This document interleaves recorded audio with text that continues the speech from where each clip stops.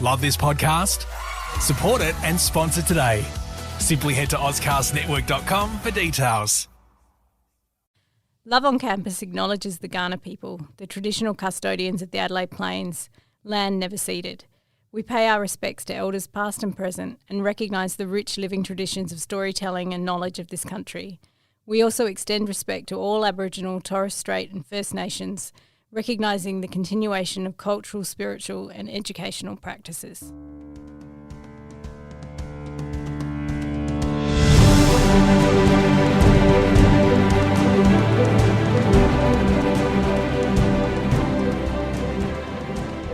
Welcome to Love on Campus. I am hosting this week's episode from home on maternity leave. It's Kathleen here, and I am joined by the lovely ladies in studio, Miss Georgia Nichols. Hello. And Dr. Amy Matthews, or should I say Vice Chancellor Award-winning Associate Professor, Dr. Amy Matthews. Thank you. I don't get to use the title to January though. So Doctor's good. Well, this will come out then. Yeah, I reckon we can use it on the pod, and you just can't use it. Thanks for hosting, even though you're on maternity leave. And hi, August.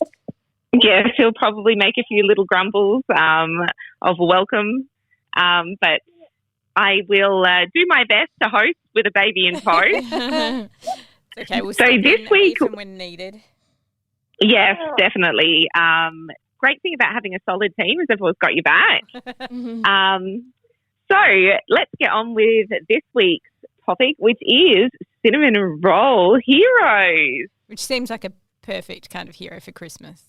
Yeah. It is, isn't it? Do you guys like cinnamon rolls for food? I do love them. I've never made them. I've never had one. Really? Oh, Georgia, you haven't had a cinnamon roll? I would like them. Are you a sweet tooth? I wouldn't describe myself as one. I think there's too long a pause. Yeah. I'm not. I'm more of a savoury person than a sweet person, but I don't mind a cinnamon roll. I've seen them. And they always look a little stressful. They look quite easy. Yeah, to make. That's why I've never made them. But my kid wants to make some this Christmas. So yeah, I like cinnamon. I like a gingerbread. I like the smell of cinnamon. Anything with like a perfume or an essential oil that has some cinnamon in it, I'm there for it. Yeah, but I always make cinnamon biscuits for Christmas, but not cinnamon rolls. Well, we think we're going to try some this Christmas. They do look harder. Where does the cinnamon roll comparison to a character come from? Like what are the characteristics of a cinnamon roll that make a man cinnamon roll like? Because it usually is a man. Well, not to be specific. The cinnamon roll hero. It's very specific to hero, and it's on the rise. It's like the latest, most popular thing. Yes, there's going to be a few bakery puns there. So a cinnamon roll hero is usually like a sweet, supportive, kind hero, the beater sort of hero. And I think it comes from the idea that a cinnamon roll is all gooey on the inside, like sweet. And I actually have a lot of food analogies when I was looking it up because it's definitely, I think, used because sometimes apparently a cinnamon roll hero is sort of a little bit crunchy on the outside. So, you know, how like cinnamon rolls and buns can have like that sugary cinnamon on the outside that makes them a little bit crunchy, but they're super gooey and melty on the inside. So does that then... It's very food related. So that's the differentiator from like a sunshine.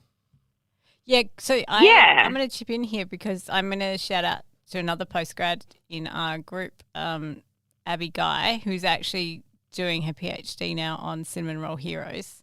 And I learnt something I didn't know when I went to her paper at a conference yesterday, which is that you can trace back the cinnamon roll hero trope, like being called a cinnamon roll, to an article in The Onion in, I think it was 2008. And the title was Beautiful Cinnamon Roll Too Good for This World or something like that. Oh, yeah, and that was the origin of the cinnamon roll as a kind of name for the trope. That's so the idea that they're too good, too nice. That would have been I think I've seen that on Tumblr. Yeah, it's cute. Yeah. Yeah. But yeah, there was some talk about that after her panel around that crunchy on the outside thing you're talking about there, Kathleen. Like, they have really strong markers of masculinity, even though they're sweet and kind. Yeah, kind of like there's like a burnt cinnamon roll or an alpha roll, I think they're called, where it's still like it's sort of almost like a grumpy outside and a sunshine inside. Yes. Yeah. Not to be mistaken for an alpha hole, but an alpha roll. I am trying to think of characters that are cinnamon roll heroes to me. I've got a nice little list of books for us, but I did want to sort of ask before I give us the list whether you guys like the cinnamon roll hero. Yeah, that's a good. Just generally. Well, now I'm trying to think of them so that I know, trying to remember if I like them. But I don't know that I do usually like a cinnamon roll. Yeah, I don't know. I think you like slightly more flamboyant. Honestly, based on your preference, I do not think you're a cinnamon roll hero kind of girl. Darcy's not a cinnamon roll. No, I was trying to explain to my mum last night. We were watching because she's obsessed with the show now called Your Mum, My Dad, or My Dad, Your Mum. Oh, we saw the ad for that. I was like, what is this? Anyway, Mum's obsessed with it, and one of the kids and their mum goes, "Oh, he's very attractive," and I was like, I don't know how to explain this, Mum, but there's he's too masculine. Like there's like, I don't know how to explain it. Too much testosterone? Yeah, I don't know. I do. I like them a little flamboyant. I like them a little, I don't know. A little bit liminal.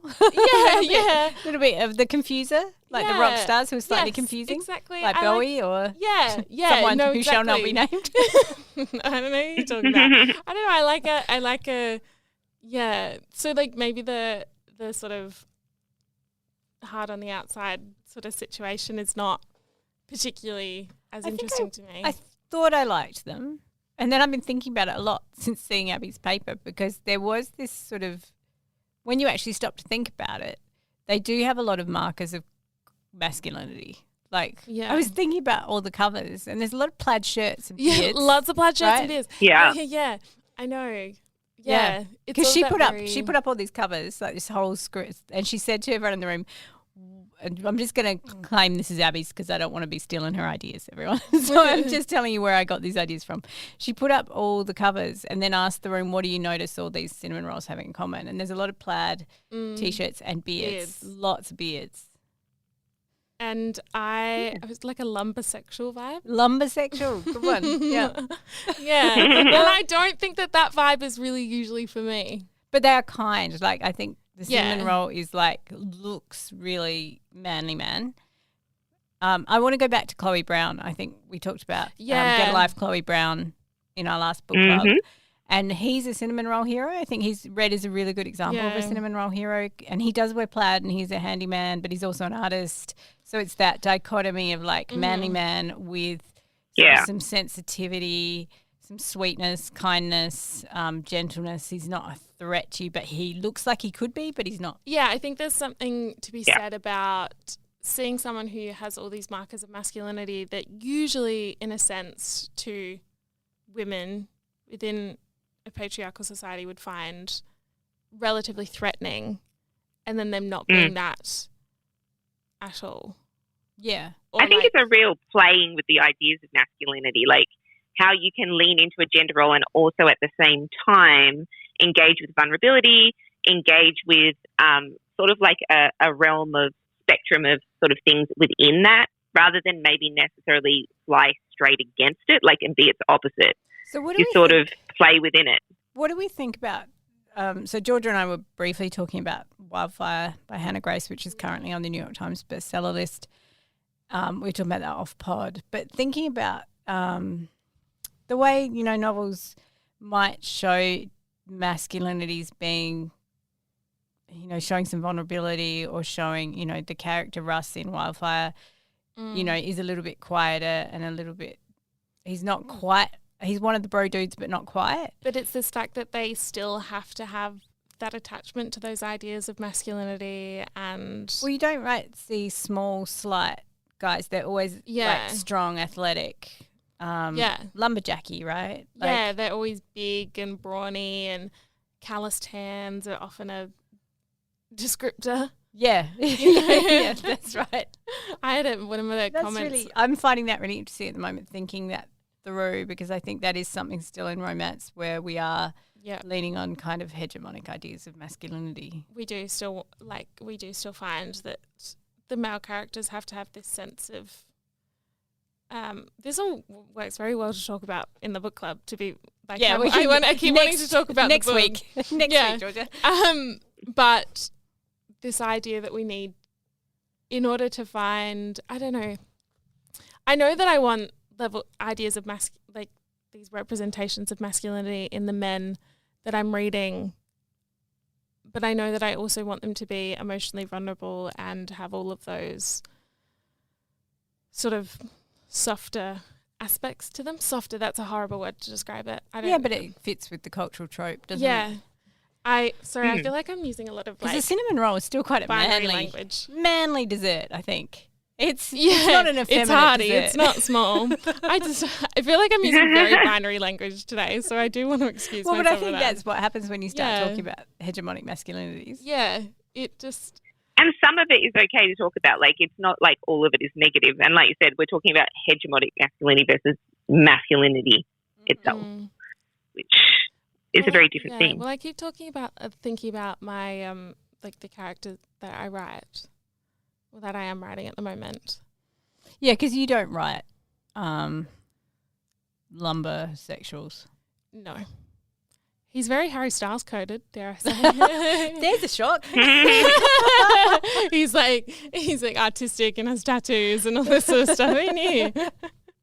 But where is Harry Styles? What is he? What if he had a dessert named after him? If he was a cinnamon roller or something, what dessert would Harry Styles be, Georgia? Something with edge. I don't know. It's like a poached Cointreau pear. I was going to say he's kind of, I don't know. Sometimes I compare a lot of the time people thinking Harry Styles being very ahead of the curve and sort of this like is he though, or is he just casting back to David Bowie? No, that's literally what that's literally my point. Like he hasn't done anything that David Bowie hasn't done, and David Bowie did more. Like he did, I don't know, he was crazier and he was more open and he talked about politics and he was just. He was also a visual artist. Yeah, he was fabulous. Sorry. Anyway, we've hijacked Kathleen. We need to get back to the cinnamon roll hero. Yeah, what's the list? Some of the books that I have? Yeah. Yeah, so, okay, I'm going to start with one that might throw you guys straight into a interesting conversation because we all love this book. Ooh. The Flatmate. The Flat Share? Steph O'Leary. Yeah, that's it. Why did I ever write Flatmate down? Flat Share. Yeah, I would call him cinnamon roll. Leon? Yeah, Leon. Yeah, and I would say he's not as alpha. Yeah, rolly. I was going to say he's more cinnamon rolly. Except, okay, so then he's big and he's a nurse. Like he's very physically able. He's doing a caring profession, which is cinnamon rolly. Do you think this is complicated by his race because he's biracial? Do you think these like expected ideas of masculinity that we associate with? Well, does the alpha hole get complicated by the race? Absolutely. I'm reading Women, Race and Class at the moment by Angela Davis, which is just like the most incredible read because it just goes to show that like feminisms and ideas of masculinity and femininity are all entirely tied to intersection ideas on race and class and all that sort of stuff. Because Leon's race, I think, does complicate how you would read power. Absolutely. And he's a nurse. He's very quiet. He's very deferential and careful. It's quite interesting. I would say he's a cinnamon roll. I don't know that. I think he's more completely. I think he's too soft and gooey to for be. you. to have that. I wouldn't associate him with. He's very reserved. Yeah, I don't know that I associate him with that sort of those exterior representations of masculinity and then having that internal gooiness. But a cinnamon roll does not have to have that the external masculinities. It's definitely down to the internal, I think. So do you think the externals are Then I think that's interesting that I think the externals are the negotiator, right? Like it's like because they've got the ideas of like an alpha role or a cinnamon roll, and I think that's where your alphas come into those more hegemonic masculine traits. Yeah. Right. And then your cinnamon roll is a little bit more of a negotiation. Yeah, I see what you mean. Yeah, I think Leon. Then I would say he's just. I always thought he was just a lovely. Yeah. In fact, his thing is more that he's guarded. Like he's got barriers up to protect himself. Yeah. Now, an interesting one is, now you've already gotten to Get a Life, Chloe Brown, which was on my list, and Take a Hint, Danny Brown is also on there. But here, I've got, I'm going to go with the Kiss Quotient first, because when I looked up, these are off of a list that I've looked up of cinnamon roll heroes. So the Kiss Quotient was on there, which I found really interesting because I would not have originally thought of Michael as a cinnamon roll hero. Yeah, that's so long ago now. I can't really remember his character very well, but I don't. I'm currently, as I said, supervising Abby, so I've been talking about cinnamon rolls a lot lately. So I did know about this one being on a list, and I have been thinking about this one a little bit. Well, go on. And race is, again, an interesting thing here that you've brought up, Amy, because it's quite interesting, the mix of, I do have some that are not racially, like it's just sort of the, yeah, because race does totally complicate these things. But I was like, it's really interesting that you said it, and I'm looking at my list. I'm like, like, again, that's an interesting point to make. About negotiators, I think that's really interesting. That's something I've been really kind of worrying at. Is this idea that as a culture, perhaps we don't quite know what to do with, using the language you use, Georgia, softer masculinities. And so they get mediated with things. So, he's like an artist, but he's also a carpenter. Yeah. Or he's, he's a cinnamon roll, but he's also great at, what is it?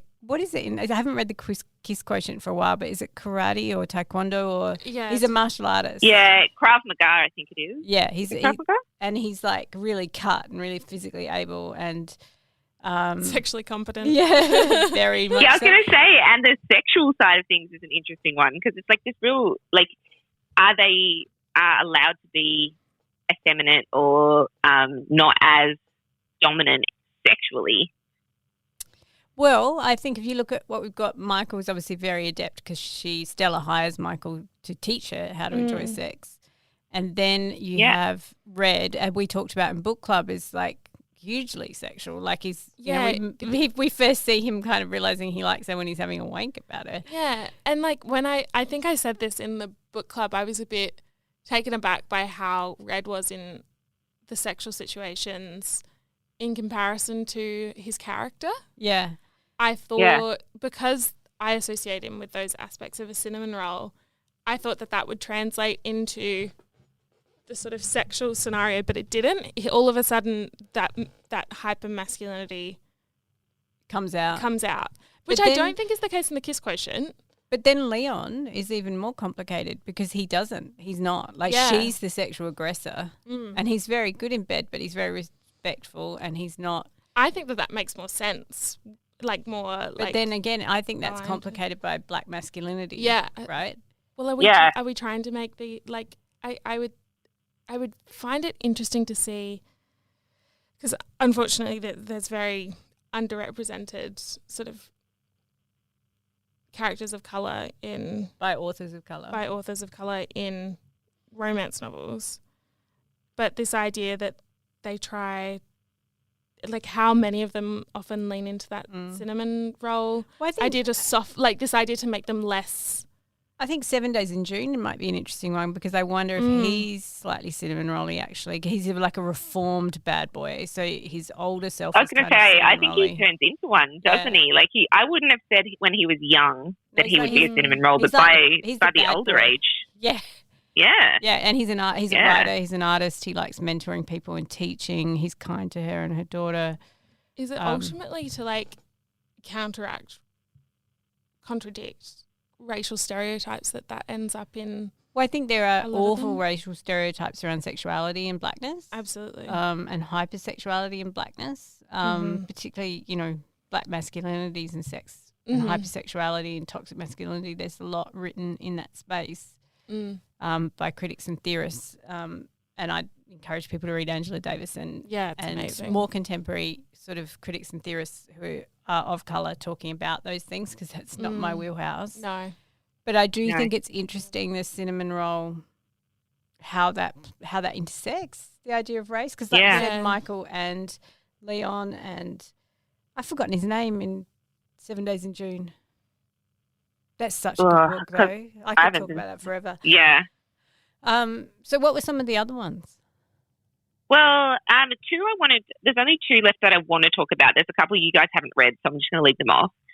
One, I don't know which way to go. I'm going to go with, so Love on the Brain is on the list as more of an alpha role, I would say, based on our previous conversations. But I remember when we first talked book club for Love on the Brain, I thought he was more cinnamon rolly, and then you sort of pointed out the areas where he was alpha, and a lot of it comes to that sexual again. Like, I'm actually like thinking about it. I'm like, that sexual side of things. So Abby asked a question yesterday I really liked, which was about, are we setting a really low bar to call someone a cinnamon roll when they're kind? Yeah. Yes. Like, yes, yeah, absolutely. I think that our expectations for, even just the expectation for kindness in men is like, in general and whatever, as straight women dating straight men, right? Yeah. This, like, I think it is. Because I think he's pretty alpha in Love on the Brain. Like, he even rescues her from violence. And he's well, always that's why in control. I said I would call him an alpha role, not a cinnamon roll. But it's funny because a lot of the lists have him as a cinnamon roll, and I wonder how much that's to do with also people's understanding of romance tropes. Can we unpick that a bit then? Like, what an alpha hole would be? Well, maybe it is that low. Yeah. Let me do the last book before we get too far away from the list, because I really want to hear your guys' thoughts on this one, The Charm Offensive. Interesting. That's funny, because I did suggest that yesterday. Charlie? Possibly even both of them. I think there's a mix going on here. And again, we've got a race situation, we've got sexual, we've got all of the topics we're talking about. Illness. And I think that this book maybe plays with them maybe in one of the better ways, because we're talking about two men in this book, right? So it's two types of masculinity meeting. Written by a woman as well. Non-binary. Yeah. Alison Cochran's non-binary. Person. I apologise. That's okay. It's hard to know. Like, and people, and there's a lot of discussion now about, do people have to out themselves as, like, it's not fair to make people out themselves. Absolutely. But, I think when Alison Cochran first wrote that book, they weren't out as non-binary as well. So I think maybe. Yeah, I think retrospectively we'll just say non-binary. I more meant that's where where sometimes that confusion happens. I think just names. People go on names. I don't know. I think they're both sweet. And they're nice to each other the whole time. I don't know. But Charlie's like the Bachelor guy, right? So he's kind of built as definitely more of that. But when we see him on the inside, he's so anxious. Like, you get to see that he's not really functional. He's so anxious. There's no part. I don't know that they. And Dev is so slight. He's always described as slight and small and skinny and. So, but then are we equating cinnamon rolls then with anxiety and depression? And, like, I'm really curious about unpicking. Because I do think there is that low bar we're circling around kindness and sweetness. Yeah. And so then when you bring in the alpha hole, that's where I find it interesting, because they're. Yeah. I would say sweetness, like cinnamon roll would be like this overly intense, like kind, sweet thing to me. Because you're not into sweets. Because you're getting towards that's a bit diabetic. Yeah. Like, I don't know. And like, while Charlie and Dev in The Charm Offensive are these sweet characters who are kind and all that sort of stuff, I don't know that this like hyper kind, like. What about Charlie in Book Lovers? Yeah, he's also classified apparently as a cinnamon roll. Oh my God, no, he's not. Why not? Because he's not that nice. He's got edge. He's got edge. Yeah, he does. Like, he's just. But his behaviours are quite nice. His behaviours are nice. And he's so supportive. Like, the whole book is trying to get her to, like, embrace her editing side. And well, I think in that case, really, like, every romance protagonist, like, hero is going to be a cinnamon roll if they're just nice or kind at some point. Do you know what I mean? Like, well, yeah, because hopefully we want them to be nice. Yeah, like. Well, he's gone back home and given up his career to support his family.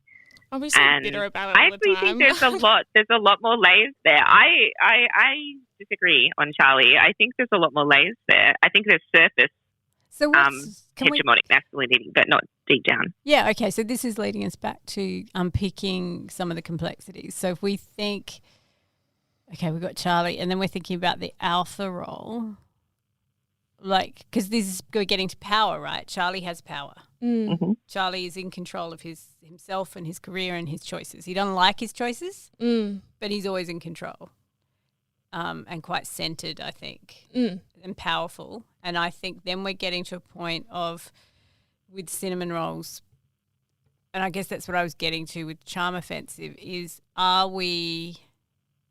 a weird interplay between kindness and power that's tripping us up? Like, is there something, you used the word emasculating before, I don't love it, but I know exactly why we're using that word. Is there something emasculating about being nice? Because even a cinnamon roll, even equating them to a dessert, is cute, right? Yeah. Cute thing. It's like a fluffy kitten. Yeah. But I wonder if we're even kind of being a bit too general, even just by saying kind. Like, that's definitely a low bar. But I actually think a cinnamon roll has a different type of vulnerability than an alpha hero. Okay. So if you think about an alpha hero that's typically not able to be vulnerable from the beginning, I think a lot of the cinnamon roll heroes actually have that vulnerability off the bat. Don't you think alpha heroes, though, it's not just about not being able to be vulnerable, they're controlling. They're seeking to control the heroine. Mm-hmm. I think about people like Maisie Yates and the kind of cowboys she writes. They're not cinnamon rolls at all. Like, they would run as far and hard as they could from vulnerability. They use control in order to avoid it.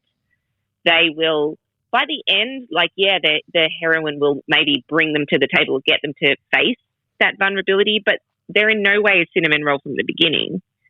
Whereas a lot of these other heroes, they're negotiating their place with that already from the start. They might not even 100% be all the way there, but they're definitely engaging with it, I think. Interesting. Sorry, like Win does in Happy Place. Yeah. And I actually think this is sort of talking to the shift in who's writing romances and how romances are looking. And I do want to bring up, I've got a bunch of quotes from Bell Hooks, The Will to Change. Love Bell Hooks. That book is, I've said this so many times, but I've highlighted every single sentence in that book. I know. I actually wrote down a whole page of quotes and then was like, I have to stop. We're never going to be able to get through the Scumton of these in one pod. Like, what am I doing? Because thinking about, I think I'm thinking too cinnamon roll, and we're talking, if you look at the history of romance books and the way masculinity has been discussed by women in romance, something that Bell Hooks said in this book, which I think romance was already doing and she didn't realize, she talks about feminist writing, and she says, it did not allow us to talk about what it meant to love men in patriarchal culture, to know how we could express that love without fear of exploitation and oppression. And I actually think this is what we're talking about here, maybe with romance. We're getting caught up in the idea of masculinity itself, but I think what cinnamon roll heroes are actually doing is allowing women to start talking about and exploring and expressing themselves. And I say women because they're the primary writers of romance. Their relationship with patriarchal masculinity and culture, and maybe trying to think through ways that men could be negotiating this without necessarily letting go of masculinity altogether. Silence is just because we're thinking that through. Yeah. There's a lot in that. Yeah. And I will say, the one thing, because we all love Bell Hooks, but I did think she was talking about how there was no writing going on, except I do think romance has been doing this from the beginning of romance.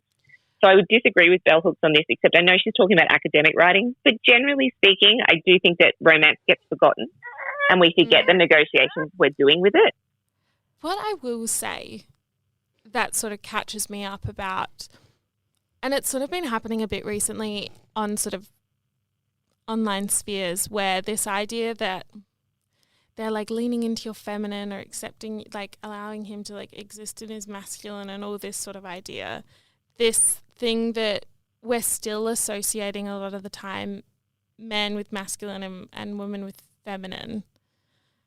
And I don't really know where I'm going with this. I don't know what I'm saying. But I think there's this thing about a cinnamon roll hero where a lot of the time it is attached to, it has these masculine aspects and to the character that often stick around. And I think it would be so interesting to see a cinnamon roll that doesn't pertain to all of those masculine markers that That's interesting. Yeah. We just, in one of our theory reading groups, one of our postgrad theory reading groups, we just did Jack Halberstam's female masculinity. And that was really interesting to think about what is masculinity when you take men out of it, right? That there are masculinities that exist on other bodies and in other ways. Absolutely. And so that's interesting. What I'm circling around, I'm not sure if this links up to what I just said there. These are all the thoughts just popping up because there's so much in this. But it's interesting in what Kathleen said, that negotiation, that romance has always been this cultural arena of kind of tension, negotiation, wrestling with the tensions of existing and loving as a het person in a patriarchy. But there is that conscious wrestling, but then there's also this very deeply inscribed repetition of norms and common sense thinking that goes on. Yeah. And I think what you will often see in romance is this wrestling, but then shored up with a kind of, conservative is the wrong word, like familiarity, like familiar patterns that comfort us, because it can be deeply unsettling to start questioning when you're talking about letting him be in his masculine, or what we're seeing as a culture unsettled, like shaken and reaching for familiar things to soothe, I think. Like Maisie Yates did it in one of her book, the only book I've read. I can't remember the name of it.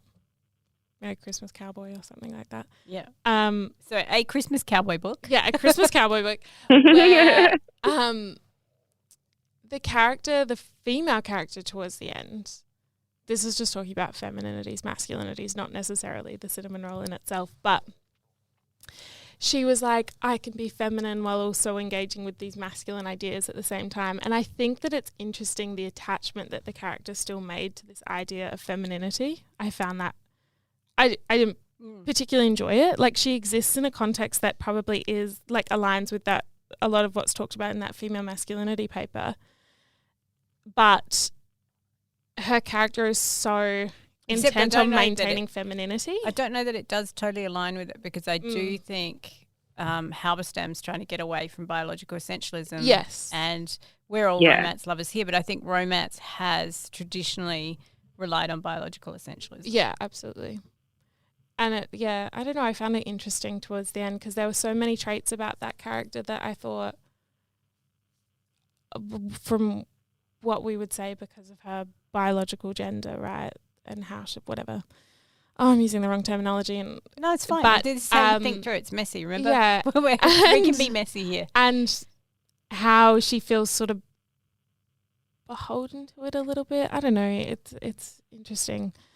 I don't know even how to explain my sort of, because the paradigms are so overlapping. Yeah. You know, like, and you do have biology, and then you have your cultural paradigms of thinking, and we have multiple paradigms going at once, some dating back thousands of years, you know, some from second wave feminism, some that are right now from intersectional fourth wave, some from, you know, it's a confusion of ideas that we exist in, and most of the time we go about just living without thinking them through. Yeah, it's hard to think them through. Yeah. Have you got more bell hooks quotes? Because I love them. I do. She talks about how men cannot change, and I'm here obviously talking about the patriarchal man, cannot change if there are no blueprints for change, which, again, I think is interesting when we're talking romance and what women are doing, because she talks about a responsibility for everyone, but for women to also help men find their way to vulnerability, which I find interesting as if men cannot find their own way there. Yeah, but she's talking about how patriarchy, the crisis of patriarchal masculinity means that it can be really difficult for them to find their way there. Well, and I kind of wonder. I'm kind of with her a little bit on this because we are complicit in raising these men. Yeah. Yes. Yes. Yeah.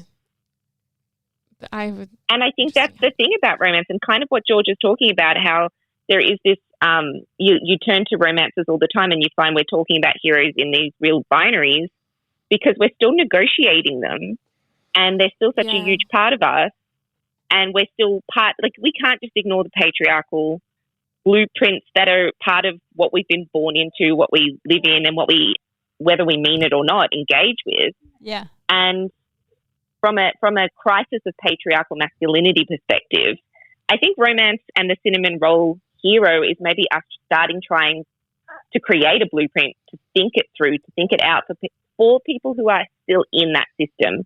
Mm. There is, and I think George's talking about a lot of people who are outside of that system, and who want to be outside of that system. And I think that's where we're all trying to move towards, or at least most of us, a lot of us are.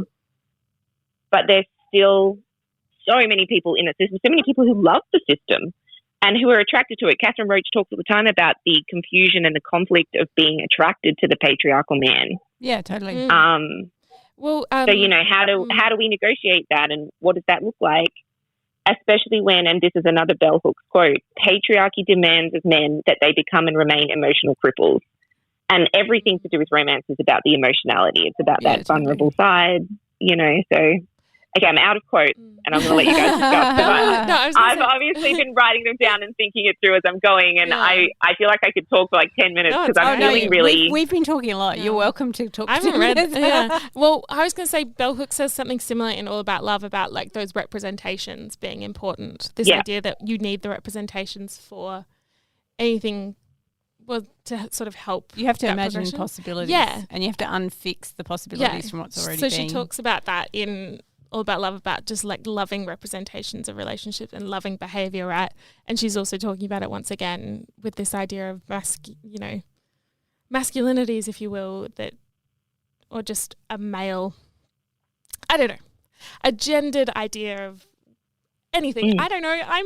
Who knows? That's the base of it, right? Like our desires are a mixed bag of things, right? There's biology and there's cultural context, and it's hard to know where it all comes from or what we do with it. Yeah. And that we cannot deny that there is an attraction sometimes, like even, I'm just going to talk from the het woman perspective here because that's what I am, but there is an attraction sometimes to that masculinity.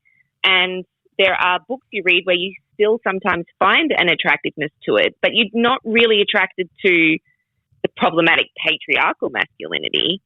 But even then there'll be books, and I mean, that's not even me speaking for my preferences necessarily, but I think about the books that are popular and the women that are reading them. Yeah. And they respond, actually, Georgia, that book, I read Filthy Dirty Boy or whatever it is, the Christina Lauren book you love. Yes. I just finished it, and I will say there is some powerful patriarchal shit going on in that book. I haven't read it in a while. Don't hold me to it. He's a big cinnamon roll, Ansel, I would say. Oh, I would so disagree. Oh, really? I would so disagree. Do you think it's because there's lots of sex in it? I mean, the book is, I would say it's contemporary erotica than maybe romance and such. It's definitely... There's like sex in every other chapter.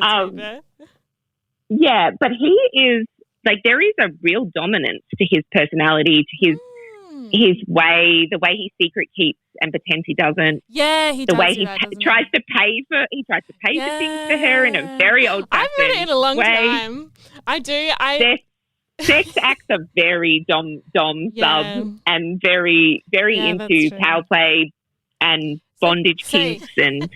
So are we saying, if we go back to dom sub and power and alpha cinnamon rolls, is there something around power here?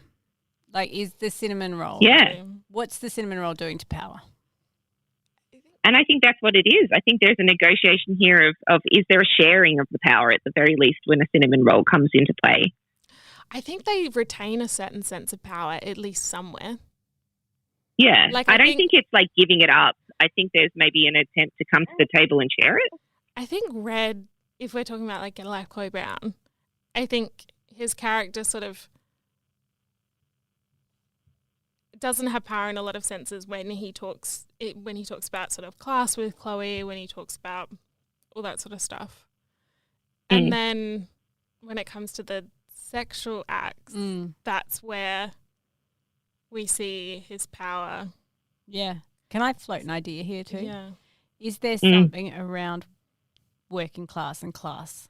Because a lot of the guys we're talking about are like carpenters, artists, Win from Happy Place becomes a furniture maker. Mm-hmm. We have Leon is a nurse. They're not alpha in like being corporate.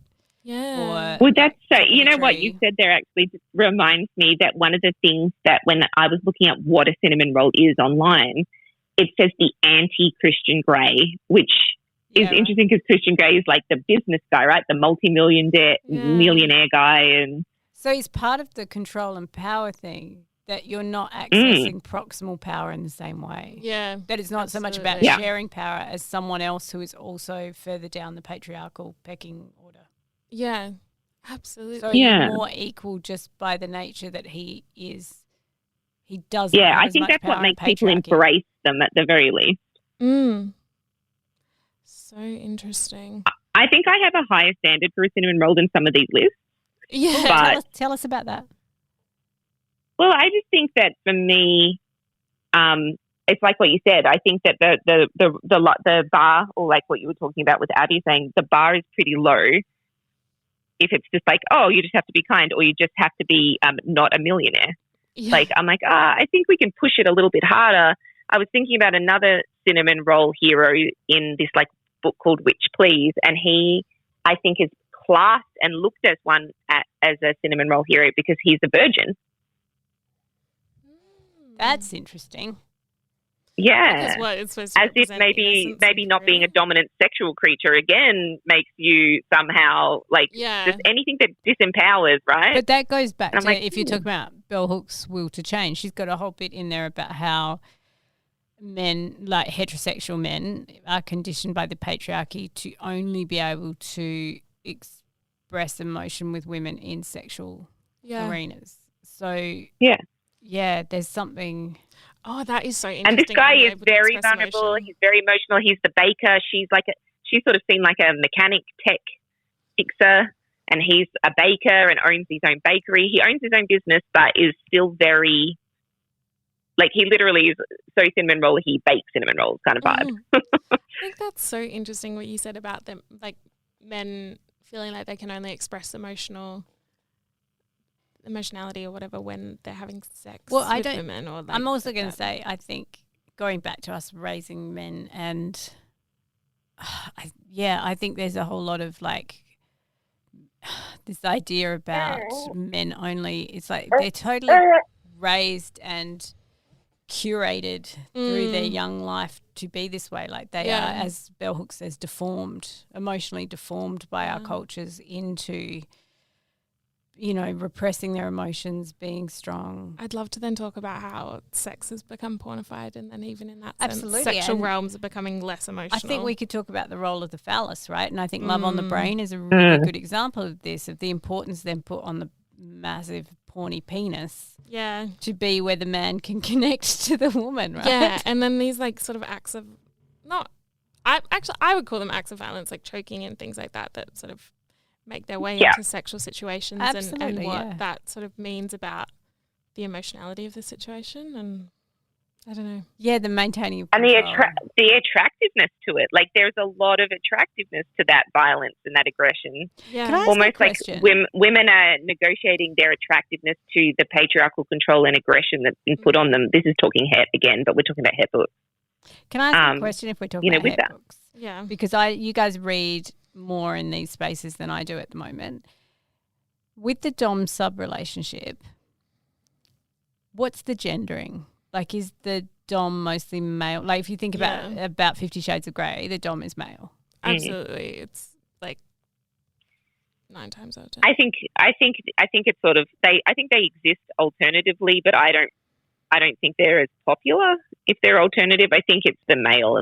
In the If main, we see a traditional, more- at least in traditional Yeah, publishing, if we right? see a more dominant sort of woman in, it would be in like a sense that they're that sort of like sex positive, feminist empowerment sense, if you know what I mean. Like, because that, I mean, going back to Power and cinnamon rolls again, like that sex positive, like even Stella in the Kiss Quotient wanting to hire someone to teach her to be good at sex, he still has to be better at sex than oh her. yeah, absolutely. Love on the Brain, he still has to be like So one of the king other of sex. so like the second book in that Christina Lauren series, I think it's called Dirty Rowdy Thing. Anyway, she is like really sex confident and positive and all that sort of stuff, but he still is dominant. Like, interesting, because that gets back to hegemonic masculinity. Yeah, so she's still really sex positive in that sense and very sort of loud about her interest and love of sex. But he's this person who like dominates her and like submits her, which I think is interesting. Yeah. And but the one thing I will say is the witch book I talked about, this witch police book, it's a shame you guys haven't read it because I'd love your take, because she is the sexually, like he's the virgin, she's sexually experienced, she's also the witch, so she's also got an additional level of power, and he's human and he doesn't have this power at all. So the power dynamics are really heavily, once you maybe hitting that fantasy supernatural. Yeah, I was just going to start talking Sarah J. Maas. yeah. Like that. Once you hit that space, maybe that's negotiation. Hang on a second. August. Well, we are actually talking nonstop this episode, and I think we kind of got into a groove. Like when we really should have started wrapping up. Of course, that's always what happens. But. So Kathleen can't see the podcast recording thing, so she wasn't aware that we're going for so long. I didn't. I'm sorry. I've been waiting for someone to give me a signal. When you're at home, we have to give you the cue. She's encouraging incredible conversation. There's nothing that she could do. But thank you so much, Kathleen, for hosting today. Great questions. Great bell hooks. Thank you so much for the thanks for the conversation, guys. I feel like this was a really great one. Yeah, I enjoyed it. August agrees. Yeah. Little cinnamon roll.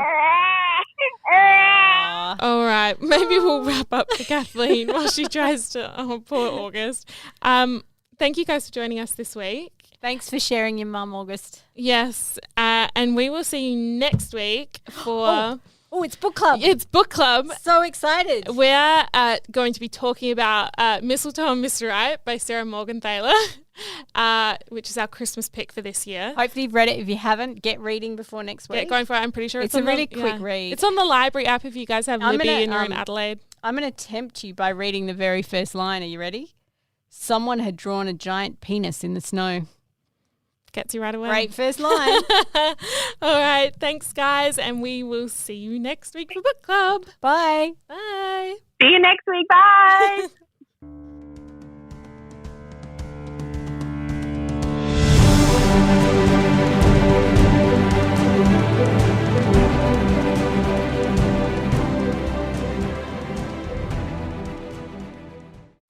Love this podcast? Support it and sponsor today. Simply head to ozcastnetwork.com for details.